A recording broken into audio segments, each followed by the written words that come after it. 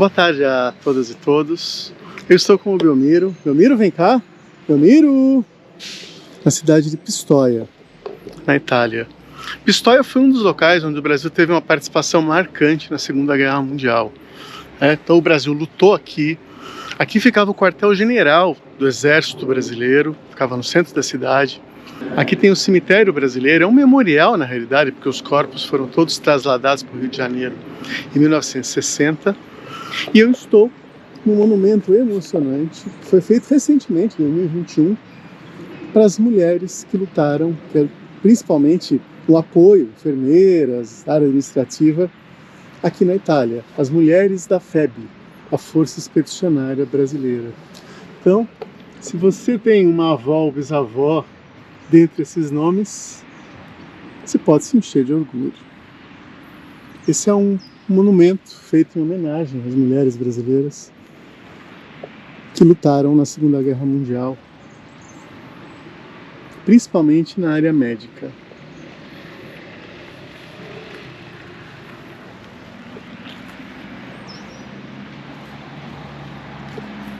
Esse é o símbolo da Força Expedicionária Brasileira, a cobra fumando. Ela tem uma origem curiosa. O Brasil, no início, adotou uma posição pacífica. Não, nós não vamos entrar na guerra de jeito nenhum. E os jornais, o próprio Vargas, membros do Exército, diziam: é mais fácil uma cobra fumar que o Brasil entrar na guerra. Ou seja, impossível. Mas a cobra fumou. Mês a mês, no começo, o Brasil manteve essa posição de neutralidade. Fez acordos comerciais e de transferência tecnológica com a Alemanha e com o Japão, países do eixo. Com os Estados Unidos, que nessa época, mesmo antes do início da guerra, já estava claramente ao lado da Inglaterra, da França.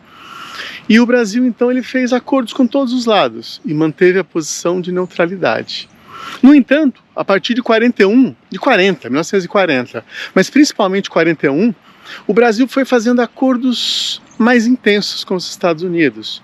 E o acordo mais importante, sem dúvida, foi um empréstimo para o Brasil construir a Companhia Siderúrgica Nacional.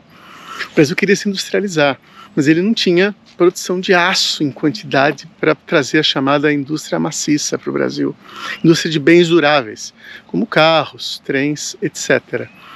E então, o Brasil chegou a negociar com a Alemanha, os Estados Unidos entraram em pânico, e aí os Estados Unidos, então, fizeram um acordo com o Brasil, emprestando dinheiro para que o Brasil construísse a Companhia Siderúrgica Nacional, em Volta Redonda, na fronteira entre o Rio de Janeiro e São Paulo.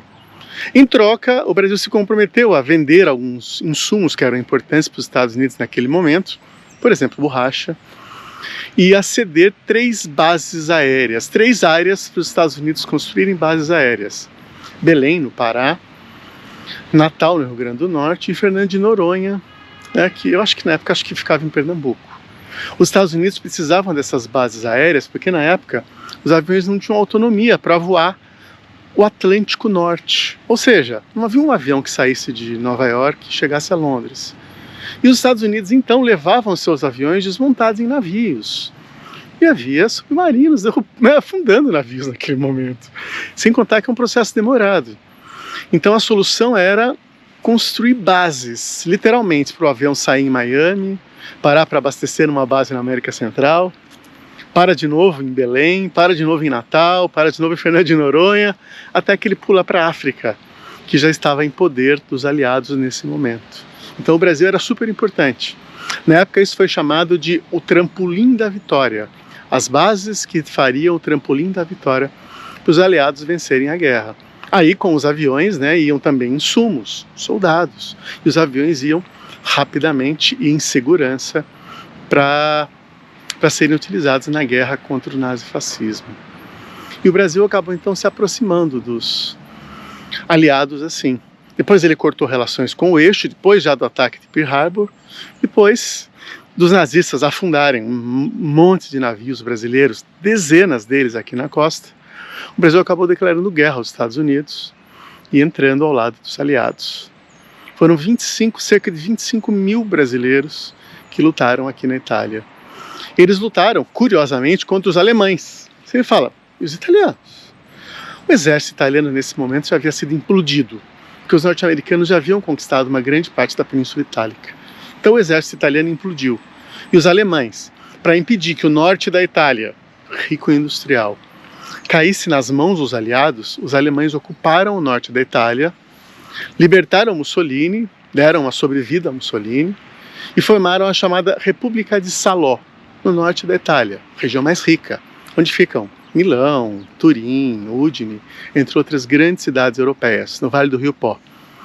E aí então o Brasil foi lutar contra os alemães. Isso é muito curioso, né? O Brasil lutou na Itália não contra os italianos, contra os alemães. E os italianos? Os italianos nessa época estavam lutando com a chamada resistência, os partigiano. Centenas de milhares de italianos estavam lutando contra os italianos fascistas e para expulsar os alemães do norte da Itália. Os partigianos foram importantíssimos na luta contra o nazifascismo. Essa praça que nós estamos é a Praça da Resistência. Falar, resistência do quê? Resistência contra o nazifascismo. É uma praça enorme. Ela fica ao lado dessas muralhas imensas que vocês estão vendo. É a antiga muralha medieval que existia em torno de Pistoia. Hoje tem só uma parte dela. E essa é a chamada Praça da Resistência, em homenagem aos partigianos, né, que lutaram, aos que morreram, e tem essa linda homenagem às mulheres brasileiras que atuaram na Segunda Guerra Mundial. É emocionante estar aqui neste momento. Essa é a cidade de Pistoia. Eu acho que é isso que eu queria falar aqui na Praça da Resistência. Muito obrigado a todos e todas, fiquem bem. E parabéns a todas as mulheres que lutaram contra o nazifascismo.